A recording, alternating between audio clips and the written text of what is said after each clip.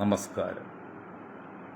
ഞാൻ മൊയ്തീൻ ഷാ വിഷനിലേക്ക് എല്ലാവർക്കും സ്വാഗതം. ബഹുമാന്യരെ, ആദ്യമായിട്ട് BJPയുടെ ദേശീയ പ്രസിഡൻ്റായി തിരഞ്ഞെടുത്ത നിതിൻ നബിൻ അവർക്ക് എൻ്റെയും എൻ്റെ പാർട്ടിയും അഭിനന്ദനങ്ങളും ആശംസകളും. ദൈവത്തിൻ്റെ സ്വന്തം നാട് എന്ന് പറയുന്ന കേരളത്തിൻ്റെ ഇന്നത്തെ അവസ്ഥ എത്ര തരം താണതായി പോയെന്ന് ആരും ചിന്തിക്കുന്നുണ്ടോ? ഇതെല്ലാം ലോകം അറിയാണ്. ഏറ്റവും വലിയ ജനാധിപത്യ രാജ്യമാണ്.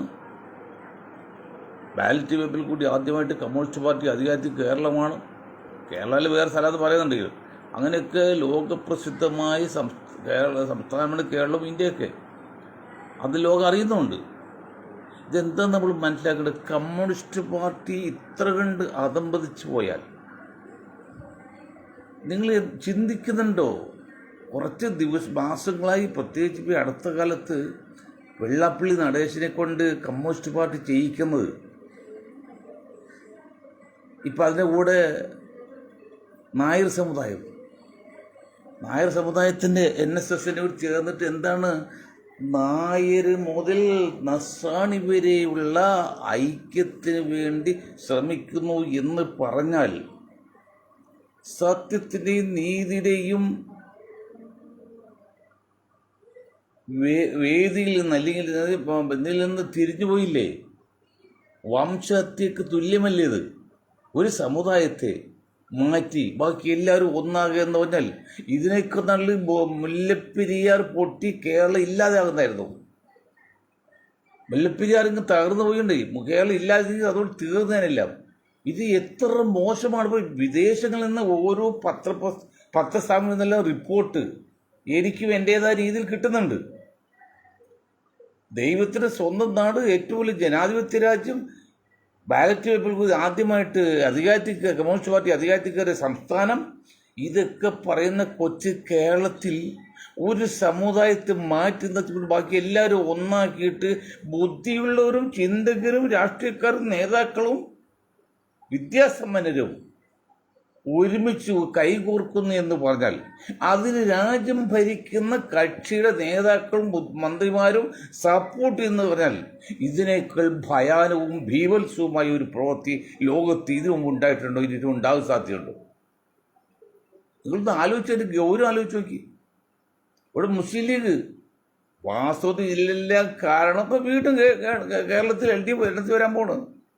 ഇതൊക്കെ കാരണം ഈ കത്തോലിക്ക കോൺഗ്രസും ഇന്ത്യൻ യൂണിയൻ മലപ്പുറം ലീഗുമാണ്. ഒരു സംശയത്തില്ല.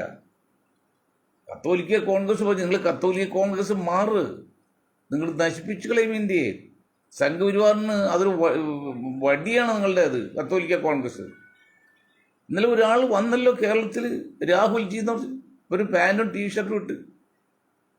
എന്നിട്ട് അദ്ദേഹം പല ജിമാരെ വിളിച്ചല്ലോ.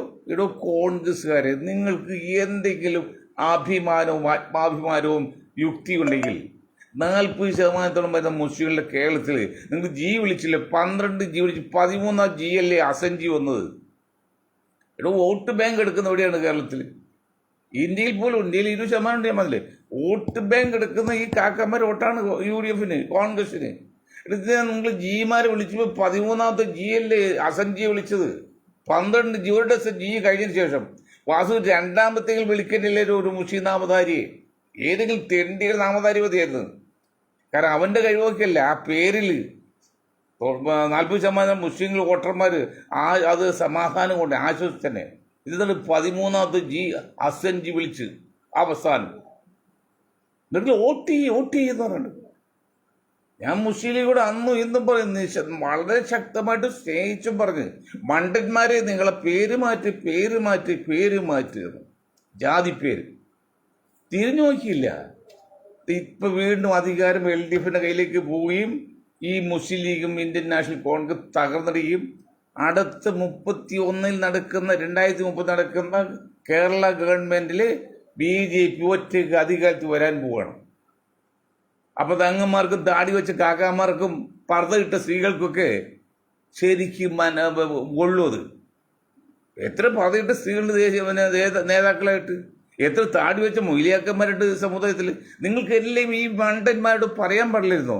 നിങ്ങൾ പൊന്ന സുഹൃത്തെ, നിങ്ങളെ ജാതി പേര് മാറ്റി വയ്ക്ക്, പേര് മാറ്റി പേര് വരുത്. പറഞ്ഞോടോ കാക്കാന്മാരെ, പറഞ്ഞോടോ താടിക്കാരെ, പറഞ്ഞോടോ പർദ്ദ നേതാക്കളെ. മൊയ്തീൻ തന്നെ കഴിപ്പിട്ടുണ്ടോ ഇത്രയും പറഞ്ഞ് വഴക്കുണ്ടാക്കാൻ? അതിന് ആപത്ത് മനസ്സിലാക്കിക്കൊണ്ടാണ്, അത് അടങ്ങിയിരിക്കുന്ന അപകടം മനസ്സിലാക്കിക്കൊണ്ടാണ് പറഞ്ഞത്. നിങ്ങൾ നശിച്ച പേര്, മുസ്ലിം എന്ന പേര് പാർട്ടിന്ന് മാറ്റി, ജാതി എന്നല്ല, പാർട്ടിന്ന് മാറ്റി ദേശീയതായിൽ വരും, മുഖ്യതായിൽ വരും എന്ന് പറഞ്ഞിട്ട് ഒരു തെണ്ടിയും പോലും അത് ശ്രദ്ധിച്ചില്ല. തെണ്ടി തന്നെ പറയാം, ഒരു തന്നെ. ഇപ്പോൾ വരാൻ പോകുന്നുണ്ട് ഏകപക്ഷീയമായിട്ട് കേരളത്തിൽ പോലും BJP അധികാരത്തിലാണ്. അവരട്ടെ, ദേശീയ പാർട്ടിയല്ലേ, ദേശീയ പാർട്ടിയല്ലേ, അത് കേന്ദ്രം ഭരിക്കല്ലേ, അവർക്ക് എന്തുകൊണ്ട് വന്നുകൂടാ? അതിൽ ജി വന്ന് വിളിക്കണം, 13ാം ജി അസഞ്ചി വിളിച്ച്. ഇത് കണ്ടുകൊണ്ടിരിക്കുകയാണ്. എത്ര മോശമായൊരു അവസ്ഥയിലേക്കാണ് കേരള രാഷ്ട്രീയം പോകുന്നറിയോ? അതായത് കമ്മ്യൂണിസ്റ്റ് പാർട്ടി അനുഭാവികളെയും പ്രവർത്തകരെയും സഖാക്കളെയും സംഘപരിവാറുകൾ BJPയിലേക്ക് ചേർന്ന് പ്രവർത്തിക്കാനുള്ള ഒരു കളമൊരുക്കുന്ന നഴ്സറിയാണ് വെള്ളാപ്പള്ളിയെ കൊണ്ട് പിണറായി സഖാവ് ചെയ്തത്, കമ്മ്യൂണിസ്റ്റ് സഖാക്കൾ ചെയ്ത്, ഭരണകൂടം ചെയ്തത്. ഒരു കളമൊരുക്കണ്ടേ? അത് നമുക്ക് കണ്ണടയുണ്ട്, കണ്ണുണ്ട്, കണ്ണിനൊത്തല്ല കണ്ട, കണ്ണടയൊത്ത് നമ്മുടെ കണ്ണിനാക്കിയെടുക്കാണ്. ഗ്ലാസ് വഹിക്കുമ്പോഴേ മനസ്സിലാകുന്നുണ്ടോ വീട്ടികളെ? ഗ്ലാസ് വഹിക്കുമ്പോൾ കണ്ണിനൊത്തല്ല കണ്ട, കണ്ണടക്കൊത്ത് കണ്ണിനാക്കിയെടുക്കാണ്.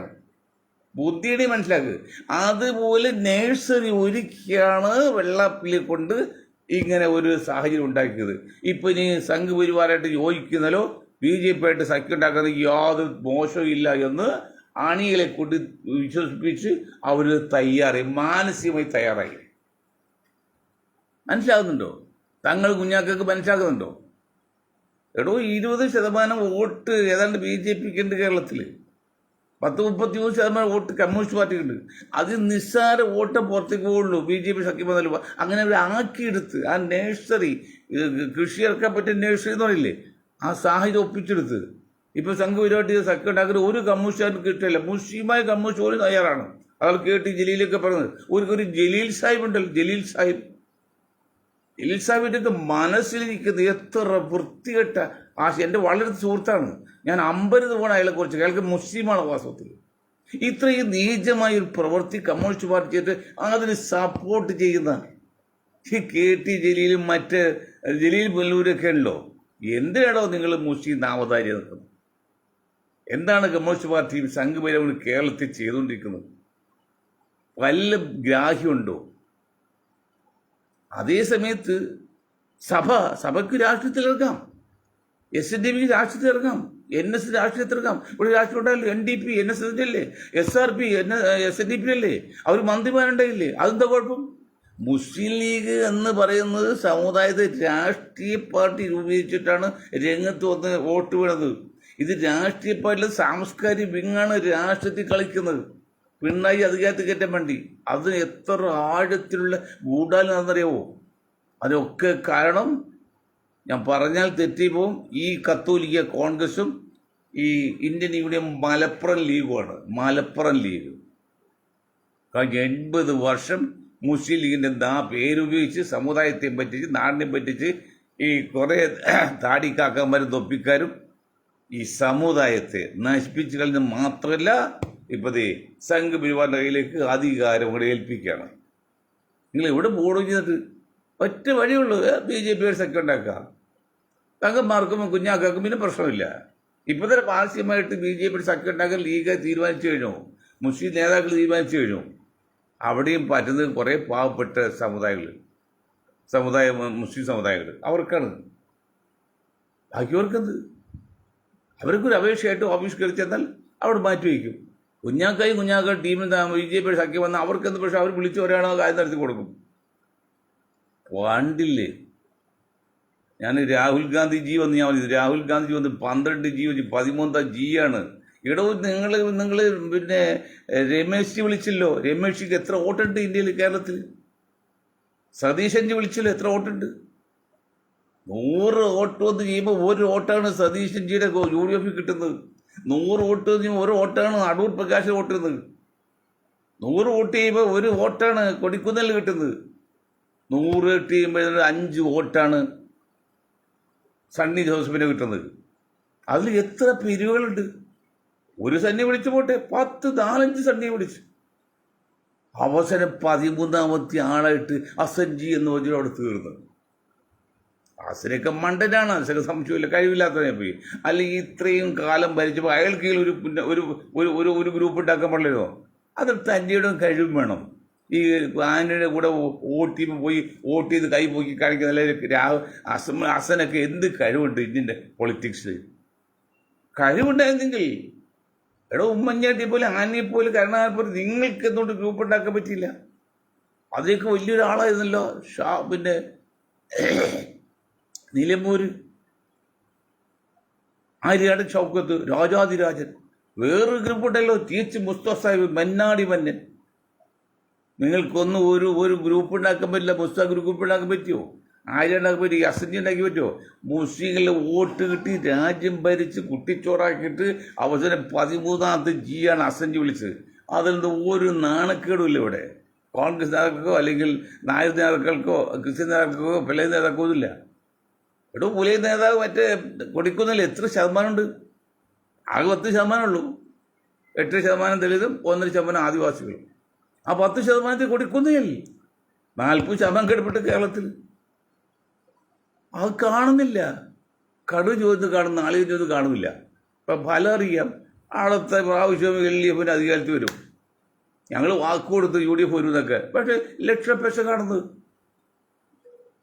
അവർ 10-12 സീറ്റിൽ പരമാവധി വോട്ട് BJP ചെയ്യും. അവർ ജയിപ്പിച്ചെടുക്കും. ബാക്കി 128 സീറ്റിൽ BJP വോട്ട് പരമാവധി LDF കൊടുക്കും. അപ്പോൾ എന്ത് സംഭവിക്കും അറിയുമോ? 10-12 സീറ്റ് BJP ജയിക്കും, പക്ഷേ വോട്ട് ശതമാനം കുറയില്ല. കാരണം ബാക്കി അവിടെ പരമാവധി കിട്ടുന്നത്. മറ്റുള്ള ചില സ്ഥലങ്ങൾക്ക് വോട്ട് വിറ്റാൽ അറിയുന്നത്. വോട്ട് ഒരു കാരണവശാലും 20% കുറയാൻ പാടില്ലല്ലോ. അത് കുറയില്ല. 12 സീറ്റിൽ പരമാവധി വോട്ട് പിടിക്കും. ബാക്കിയുള്ള 132 സീറ്റിൽ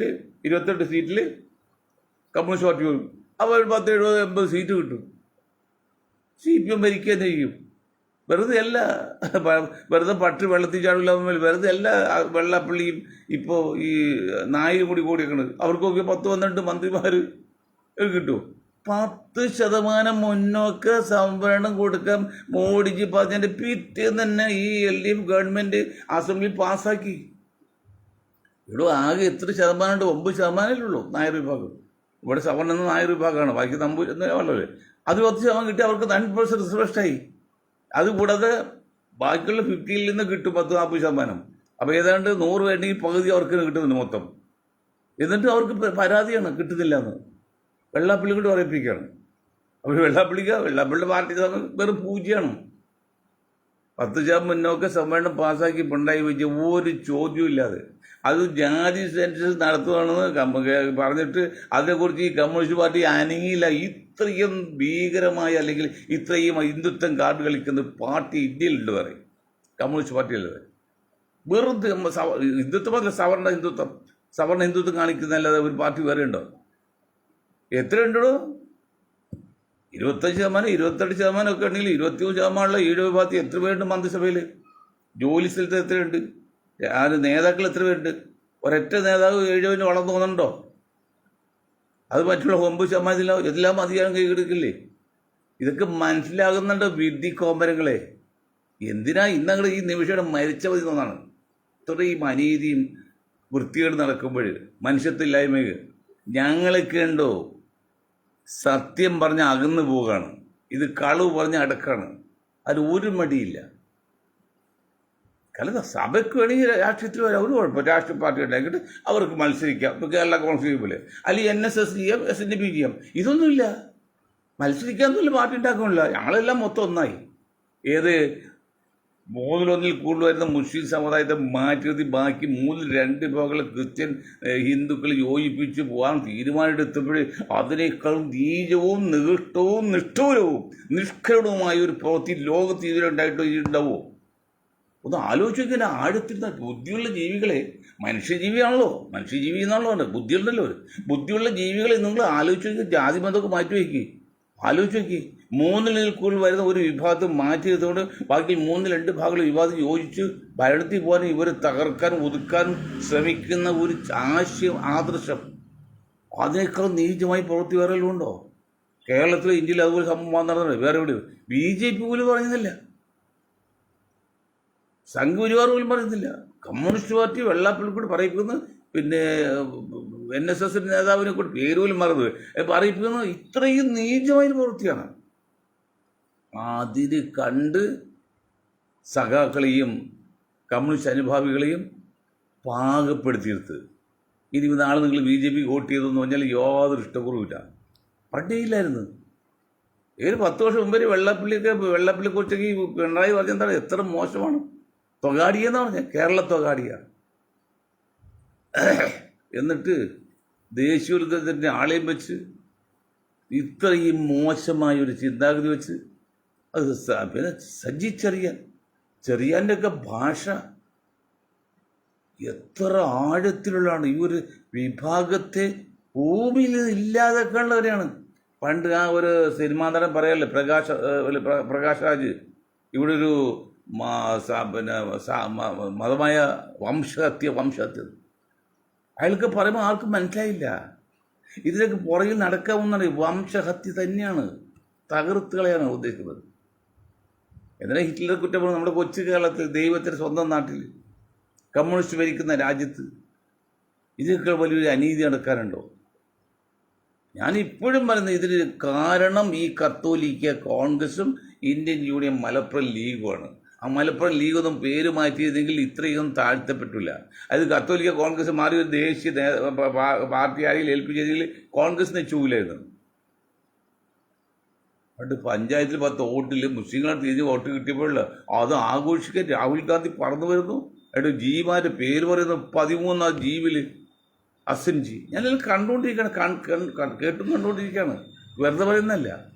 അതൊരു കുട്ടി ഷർട്ട് ഇട്ട് ഒരു ജീൻസും ഇട്ട് രാജ്യം ഭരിക്കാൻ പോകുന്ന നേതാവ്, പകുതിയിലധികം ജനങ്ങൾ പട്ടിണി കിടക്കുന്ന, പകുതിയിലധികം ജനങ്ങൾ അക്ഷരാഭ്യാസ ഇല്ലിറ്ററസിയുള്ള രാജ്യത്തെ ഒരു നേതാവ് വന്നിട്ട് ജീൻസ് ഇട്ട് ഒരു കുട്ടി ബനിയനിട്ട് വന്ന് ഷൈൻ ചെയ്യണം.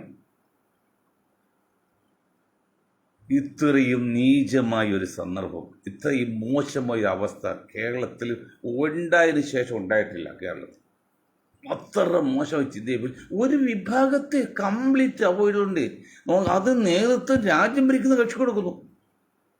ആമ്പാളി പൂച്ചാലില്ല, രാജ്യം ഭരിക്കുന്ന കക്ഷി, രാജ്യം ഭരിക്കുന്ന മന്ത്രിമാരെ കൊണ്ട് പറയിപ്പിക്കുന്നു, വെള്ളാപ്പള്ളി പറയിപ്പിക്കുന്നു, സുകുമാരെ കൊണ്ട് പറയിപ്പിക്കുന്നു. ഇനി എങ്ങനെ രക്ഷപ്പെടുന്നത്? 20% വോട്ടുകൾ BJPക്ക് ഉണ്ട്, 10-30% കൂടി 50% ഇല്ലേ?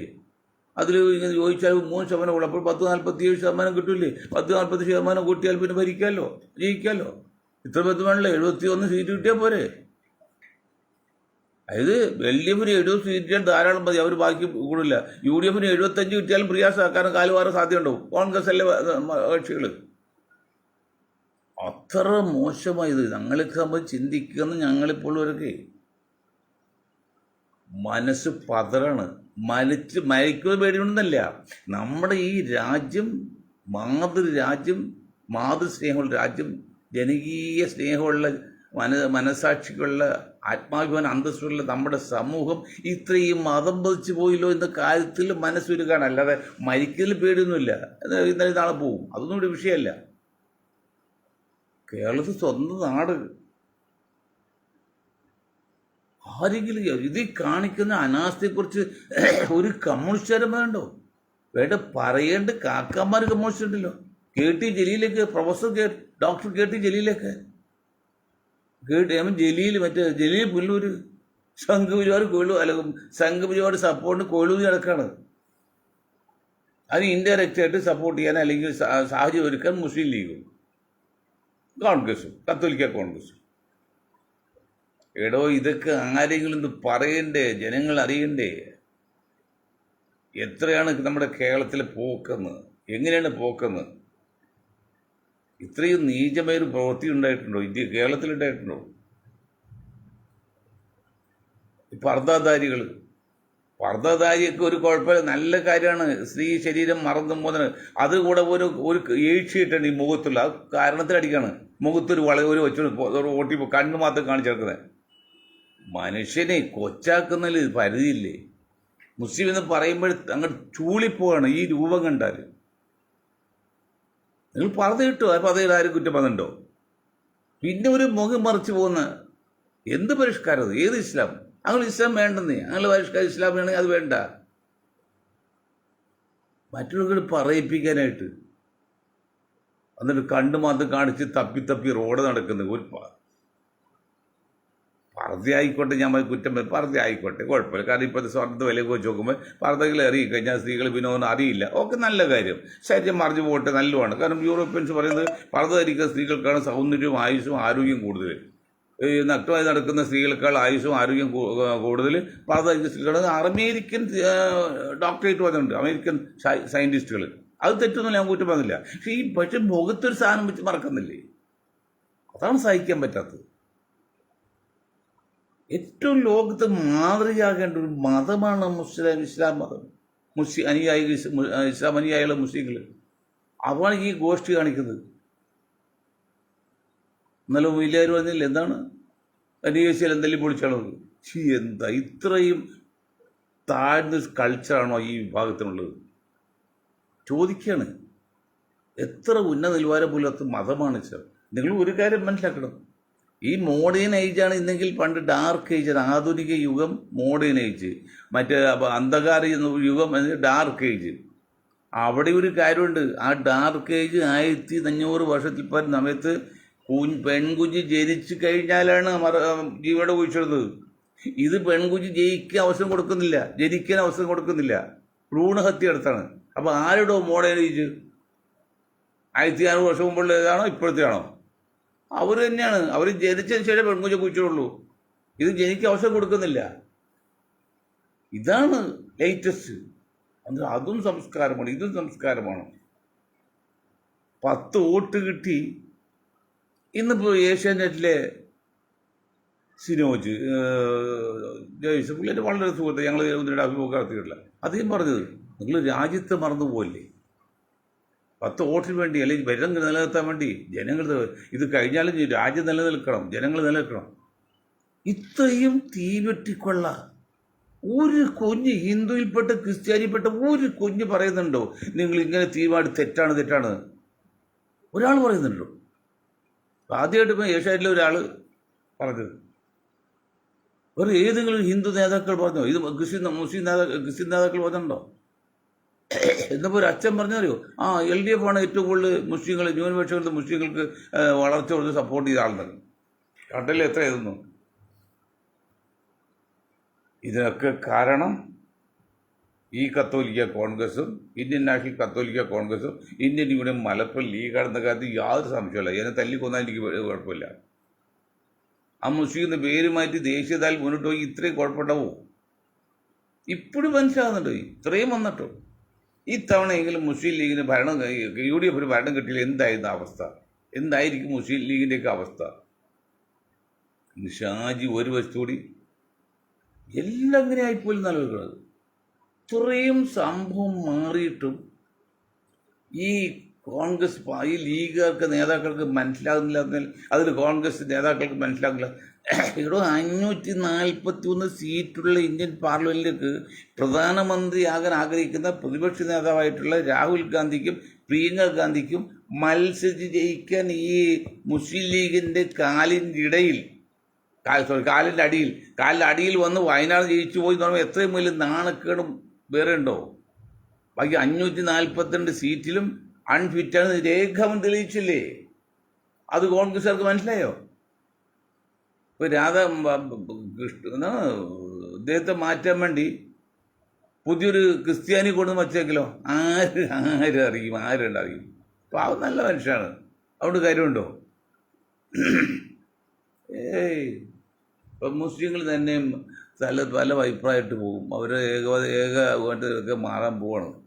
അവർ മടുത്തത് ഈ അനീതി കാണുമ്പോഴേ എന്തിനാ ഈ പഹയന്മാർക്ക് വോട്ട് ചെയ്യുന്ന ഇപ്പോൾ ആരെങ്കിലും പോയിക്കോട്ടെ നോക്കി ചെല്ലു പോയി വോട്ട് ചെയ്യില്ല, ചെല്ലു വോട്ട് ചെയ്ത് ചിലപ്പോൾ കമ്മ്യൂണിസ്റ്റിനെ വോട്ട് ചെയ്യും. കാരണം ഒരു പ്രതീക്ഷ വേണ്ടേ. ഞങ്ങൾ 13ാമത്തെ ജിയാണ് അസൈൻ ജി. എത്രയോ നേതാക്കളുണ്ടായി, നിങ്ങൾ ആരെയും വളർത്തിയില്ല കോൺഗ്രസ്. നിങ്ങളെല്ലാം കൊണ്ടുവന്ന് ലീഗിനെ ഏൽപ്പിച്ച്, കുഞ്ഞാക്കൈ തങ്ങളെ ഏൽപ്പിച്ച്. എന്നിട്ട് 2 ടേമായിട്ട് ഭരണം പോയി. കുഞ്ഞാക്കനും തങ്ങളെ കോൺഗ്രസ്സുകാരെ നിങ്ങൾ ഏൽപ്പിച്ചില്ലേ, അഭയം കൊണ്ടില്ലേ. വയനാട് നിങ്ങൾ മത്സരം ജയിച്ചു പോയില്ലേ. 2 ടേമായിട്ട് ഭരണം കിട്ടിയില്ല കേരളത്തിൽ. 3ാം ടേം തന്നെയാണ്. അപ്പോൾ നിങ്ങൾ കാണുന്നത് കുഞ്ഞാക്കാനെയും തങ്ങളെയാണ്. അതല്ല, അവർക്ക് ആകെയുള്ള മുസ്ലിങ്ങളിൽ 4/1 മാത്രമാണ് മുസ്ലിം ലീഗ് അനുഭാവിയുള്ളത്. 1/4 1/3 1/4. ബാക്കി 30% വോട്ട് കിടക്കുന്നത് പുറത്താണ്. അവരിൽ നിന്ന് നിങ്ങൾ 10 ആളെ വളർത്തിക്കൊണ്ടുവന്നോ. അസുരൊക്കെ എഴുത്തുന്ന പുസ്തകമാണ്, ഇനി എഴുതാനൊന്നുമില്ല. അല്ലാത്ത ചെറുപ്പക്കാർക്ക് അവസ്ഥ കൊടുക്കേണ്ടിയിരുന്നു. ആ BRM ഷെയ്ഫിക്കിനെ പോലെയൊക്കെ ഉണ്ട്, മനസാക്ഷിയുള്ളവരുണ്ട്. പണമില്ലാത്ത വലിയ പുള്ളി വായിക്കൂല, കോടീശ്വരം വേണം. ഇലക്ഷനിൽ മത്സരിപ്പിക്കുക ലക്ഷം രൂപ കോടീശ്വരന്മാരില്ലാത്ത ആര് വെച്ചുള്ള ഈ 2 മുന്നണി 3 മുന്നണി എല്ലാം റിട്ടയർഡ് പോലീസ് ഓഫീസേഴ്സ് അല്ലെങ്കിൽ വലിയ വലിയ ബിസിനസ്സുകാർ കോടീശ്വരന്മാർ. എന്താണ് ഇത്രയും കാണിക്കുന്നത്? സങ്കടം കൊണ്ട് പറയാണ്. കാരണം മഹാ ആപത്തല്ലേ ഇങ്ങനെ ഒരു വിഭാഗത്തെ മാറ്റി നിർത്തി ബാക്കിയെല്ലാം ഒന്നാകുക എന്ന് പറഞ്ഞാൽ. ഞങ്ങളുടെ നാട്ടിൽ വെല്ലാർമാലി ഒരു ക്രിസ്ത്യൻ ഫാമിലി ഉണ്ട്, 10 മക്കളായിട്ടാണ്. വെല്ലാർമാലി ഇസാക്ക്, നമ്മുടെ തോമസ് ആണ്. അതിൽ തോമസ് അവിടെ വെച്ച് ഫലം കെട്ടതാണ്. ഈ തോമസ് ഞങ്ങൾ മറ്റു എല്ലാ മക്കളും കൂടി പാടത്തോട് തല്ലിക്കൊല യാത്രയും അപ്പനും ചേർത്ത്. അവസാനം എൻ്റെ അളിയൻ്റെ കുഞ്ഞുപിരി എന്ന് പറഞ്ഞിട്ട് എൻ്റെ പെങ്ങളെ കിട്ടിയാൾ പുള്ളി അവിടുത്തെ ഒരു പ്രമാണിയും അല്ല തീരുനൊക്കെയാണ്. എന്താ ഈ പട്ടികൾ കാണിക്കുന്നുണ്ട് ഓടിച്ചെന്ന് മാറ്റി നിർത്തായിരുന്നു. സ്വന്തം ആങ്ങളെ സഹോദരൻ കൊല്ലാനെ കൂട്ടുന്നു. അതുപോലെ കാണിക്കുന്നത് 10 പേരുണ്ട് 9 പേര് ചേർന്നിട്ട് ഈ ഒരാളെ കൊല്ലാൻ ശ്രമിക്കുന്നത് എത്ര അതിനേക്കാൾ മോശം പേരെല്ലാം ഉണ്ടോ. പാടത്ത് ചവിട്ടിക്കൂട്ടി അറിയോ? ആ മനുഷ്യൻ തൊട്ടടുത്ത് പുള്ളിയുടെ പാടത്ത് പുള്ളി ഉണ്ടായിരുന്നു. പുള്ളി ഓടിച്ചെന്ന് മാറ്റിക്കൊണ്ട് അയാൾ ഇഷ്ടപ്പെട്ട് ഇപ്പോഴും അദ്ദേഹം ജീവിച്ചിരിപ്പുണ്ട്. ഇപ്പോൾ അവസ്ഥയാണ്. കുഞ്ഞിപ്പിരിയുന്ന ആൾ മരിച്ചുപോയി, 4-5 വർഷം മുമ്പ് മരിച്ച്. തോമസ് ചേട്ടൻ ഉണ്ടെന്ന് എൻ്റെ ഓർമ്മ. പാവ മനുഷ്യനാണ്, ഫലം കുറഞ്ഞ ആളാണ്, ആരോഗ്യം കുറഞ്ഞ ആളാണ്. ഇതാണ് അവസ്ഥ. അത് കൂട്ടുനിൽക്കാൻ കമ്മ്യൂണിസ്റ്റ് പാർട്ടിയും സോഷ്യലിസ്റ്റ് ചിന്താഗതിയുള്ള കമ്മ്യൂണിസ്റ്റ് ചിന്താഗതിയുള്ള ജനാധിപത്യ ചിന്താഗതിയുള്ള പാർട്ടി നേതാക്കളും ഉള്ളാലും പുറത്തും സപ്പോർട്ട് ചെയ്യാന്ന് പറയുമ്പോൾ ഇത്രയും കാലം ഒരു അതമ്പതിച്ച ഒരു കാലഘട്ടം ലോകത്തുണ്ടായിട്ടുണ്ടോ, നമ്മുടെ കേരളത്തിലുണ്ടായിട്ടുണ്ടോ? മാറി മറക്കാൻ പാടുള്ളൊരു കാലമൊക്കെ ഉണ്ടായി. എന്നാൽ അന്നും ഇത്രയും മോശം ഉണ്ടായില്ല. ഇത്രയും വിഭാഗീയമായിട്ട് ഒരു വിഭാഗത്തെ മാറ്റി ഒതുക്കുക. ഈ മനുഷ്യൻ സാമൂഹ്യ ജീവിയാണ്. അവന് ഒറ്റപ്പെടുത്തുക എന്നുള്ള ഏറ്റവും വലിയ ശിക്ഷ. അതാണ് കുട്ടികളെ ക്ലാസ്സിൽ പുറത്തേക്ക് നിർത്തുമ്പോൾ അത് ഏറ്റവും വലിയ ശിക്ഷ. അതുപോലെ ആ സമൂഹത്തിൽ നിന്ന് ഒറ്റപ്പെടുത്തുക എന്ന് പറഞ്ഞാൽ അതിനേക്കാൾ വലിയ ശിക്ഷ കൊടുക്കാനുണ്ടോ? അത് NSSന്റെ നായരും വെള്ളാപ്പള്ളി ചോരും കൂടി അത് ചെയ്തു കഴിഞ്ഞില്ലേ, പ്രഖ്യാപിച്ചു കഴിഞ്ഞില്ലേ, പ്രവർത്തിച്ചു തുടങ്ങിയില്ലേ? അത് കമ്മ്യൂണിസ്റ്റ് പാർട്ടി സപ്പോർട്ട് ചെയ്യല്ലേ, രഹസ്യമായിട്ടും പരസ്യമായിട്ടും. കമ്മ്യൂണിസ്റ്റിൽ നിൽക്കുന്നില്ല, കാക്കാമാർ പോലും സപ്പോർട്ട് ചെയ്യല്ലേ, KT ജലീലിനെ പോലുള്ളൊക്കെ. എടോ ജലീലിൽ നിങ്ങൾക്ക് മനുഷ്യനാണോ? നിങ്ങൾക്ക് ജലീലിനോട് ചോദിക്കാനുള്ള, ജലീലിലെ മുസ്ലിം ലീഗ് അവിടെ നിങ്ങൾ ഊറ്റിപ്പല്ലോ. എറണാകുളം റെസ്റ്റ് ഹൗസിൽ വെച്ച് 3-4 മണിക്കൂർ ഞാൻ സംസാരിച്ചു മൊയ്തീൻ ഷാ. നിങ്ങൾ അവിടെ നിന്ന് കഷ്ടപ്പെടാം, LDF സപ്പോർട്ട് ചെയ്യുന്നു. അങ്ങനെ വന്ന് നിങ്ങൾ മന്ത്രിയായതൊക്കെ നിങ്ങളിപ്പോൾ ഈ സമുദായത്തിന് വേണ്ടി ബാധിക്കുമല്ലോ. മുസ്ലിം ചിലപ്പോൾ നിങ്ങൾക്ക് വെറുപ്പുണ്ടാവും, ആയിക്കോട്ടെ. സമുദായത്തിന് അതൊക്കെ തുല്യത്. മുസ്ലിമിൻ്റെ പേര് പറഞ്ഞിട്ട് എതിർക്കുന്ന സമുദായം. കൊല്ലൻ്റെ ആലയിൽ കൊല ഇരുമ്പേൽ മുട്ടും, ആലയിൽ ആട്ടും ഒരു മുയൽ നിൽപ്പുണ്ട്. പക്ഷെ കൊല്ലം ഓരോ മുട്ടുന്നവരും ഈ മുയൽ പിടക്കും പേടിച്ചിട്ട്. പക്ഷെ വാസ്തവത്തിൽ കൊല്ലം മുയലിൽ മുട്ടുന്നുണ്ടോ? ഇല്ല. കൊല്ലം മുട്ടുന്നത് ഇരുമ്പല്ല. അതുപോലെയാണ് നിങ്ങൾ ഈ ലീഗിൻ്റെ പേര് കൊട്ടുമ്പെല്ലാം മുസ്ലിങ്ങളാണ്, പ്രത്യേകിച്ച് നല്ല സാധാരണക്കാരെ എല്ലാം അലമ്പില്ലാത്ത വലിയ രാഷ്ട്രീയത്ത് അവരാണ് പിടക്കുന്നത്. ഏട്ടാ അതിനും സപ്പോർട്ട് ചെയ്യണം ജലീലും. 2 ജലീലും വരും. ജലീലുമാരുണ്ട് ദൈവമാണ് വലിയ ഇടപെടുന്ന ആളാണ്. ഇതൊക്കെ എൻ്റെ സുഹൃത്തുക്കളാണ്. പക്ഷെ അങ്ങനെയല്ല, നീതിക്ക് വേണ്ടി നിൽക്കണം. ഞങ്ങൾ നിൽക്കുന്നത് നീതിക്ക് വേണ്ടി, വോയിസ് ഓഫ് ജസ്റ്റിസ്, നീതിക്ക് വേണ്ടി നിൽക്കുന്നത്. എന്ത് നഷ്ടപ്പെട്ടാൽ നീതി നഷ്ടപ്പെടുന്നുണ്ട്. ഇത്രയും വളരെ വികാരപരമായിട്ട് ഞാൻ പറയാൻ കാരണം അത്ര മോശമായ അവസ്ഥയിലേക്ക് നമ്മുടെ രാജ്യം പോകുന്നു എന്ന് കാണുമ്പോൾ സംഘപരിവാദിനേക്കാൾ മോശമായിട്ട് ഇന്ന് കമ്മ്യൂണിസ്റ്റ് പാർട്ടി ചെയ്യുന്നത്, സപ്പോർട്ട് ചെയ്യുന്നത് അപകടത്തിലേക്കാണെന്ന് പറഞ്ഞപ്പോൾ ഞാൻ വാക്ക് നിർത്താൻ നിങ്ങൾക്ക് ഒരായി നന്ദി ചെയ്യുന്നു.